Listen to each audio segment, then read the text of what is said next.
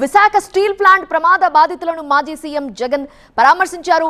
7 hills hospital కి వెళ్లి బాధితులు వారి కుటుంబ సభ్యులతో మాట్లాడారు. 9 మంది కార్మికులు చనిపోవడం బాధాకరం అన్నారు మాజీ సీఎం. బాధితుల విషయంలో కేంద్ర రాష్ట్ర ప్రభుత్వాలు మానవత్వంతో వ్యవహరించాలి అన్నారు. వైసీపీ హయాంలో కార్మికులకు ఇబ్బందులు లేవని, తమ హయాంలో 28,000 మంది కార్మికులుంటే కూటమి వచ్చాక రకరకాల కారణాలతో 10,500 మందిని తొలగించిందని ఆరోపించారు. స్టీల్ ప్లాంట్ లో మిక్సింగ్ ప్రాబ్లం తోనే ఉక్కు ద్రవం బకెట్ బ్లాస్ట్ అయిందన్నారు జగన్.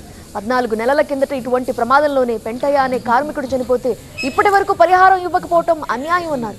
మొన్నటి ప్రమాదంలో చనిపోయిన వారి కుటుంబాలకు కార్మికుల హక్కుగా వచ్చేవే ప్రభుత్వం ఇస్తామంటోందని, ప్రభుత్వం చేతి నుండి ఇచ్చేది ఏమీ లేదని విమర్శించారు. ప్రభుత్వం తరపున ₹1 కోటి సాయం అందించాలని డిమాండ్ చేశారు.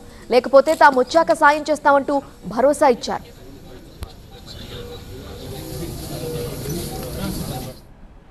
ఈ ఘటన ఎంప్లాయీస్కి సంబంధించి ఎటువంటి దోషము లేదు. ఎంప్లాయీస్ చేసిన తప్పిదం ఎక్కడా లేదు.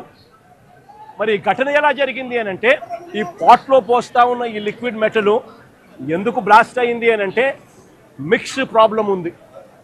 మిక్స్ సరిగ్గా చేయకపోవడము, రా మెటీరియల్ సరిగ్గా కలపకపోవడము, రా మెటీరియల్లో కాస్త కూస్తో ఇన్ఫీరియారిటీ ఉండడము, వాటిని సరిగ్గా కలపకపోవడం వల్ల, రా మిక్స్లో ప్రాబ్లం వల్ల ఎంప్లాయీకి అనేది ఎక్కడ తప్పు లేకపోయినా కూడా బ్లాస్ట్ జరిగి ఈ ఇన్సిడెంట్ చోటు చేసుకుంది. కాంపన్సేషన్ విషయంలో నిన్న చంద్రబాబు నాయుడు గారి సుపుత్రుడు మాట్లాడుతూ ఆయన మాట్లాడిన మాటలు చూస్తే నిజంగా నాకు ఆశ్చర్యం కలిగిస్తుంది.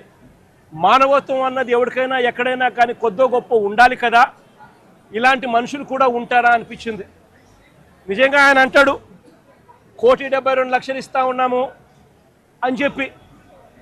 నాకు ఆశ్చర్యంగా నేను అడుగుతా ఉన్నా, అయ్యా లోకేష్ గారు, ఈ ₹1,72,00,000లో మీరు ఏదైతే మాట్లాడుతూ ఉన్నారో ఆ ఎంప్లాయీస్కు రైట్ఫుల్గా వాళ్ళకి రావాల్సిందే కదయ్యా నువ్వు ఇస్తూ ఉన్నావు, ఎక్స్ట్రా నువ్వేమి ఇస్తూ ఉన్నావు అని చెప్పి నేను అడుగుతా ఉన్నా. రాష్ట్ర ప్రభుత్వం నుంచి ₹0 అంటే రూపాయి కూడా ఇవ్వడంలే.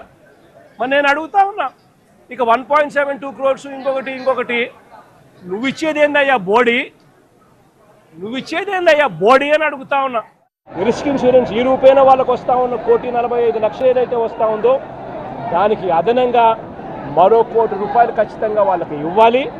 వాళ్ళ కుటుంబ సభ్యులకు కూడా అదే మాదిరిగా ఉద్యోగాలు కూడా వెంటనే ఇవ్వాలని కూడా కోరుతా ఉన్నాం. 1/4/2025లో చనిపోయిన పెంటయ్యన్న కుటుంబానికి కూడా ఇదే ప్యాకేజ్ కూడా వాళ్ళకు కూడా వర్తింపచేసి వాళ్ళ కుటుంబానికి కూడా ఇదే మాదిరిగానే ఆదుకోవాలి అని చెప్పి రాష్ట్ర ప్రభుత్వానికి, కూటమికి ఇద్దరికీ కూడా గట్టిగా వీరిద్దరికీ కూడా చెప్తా ఉన్నాం.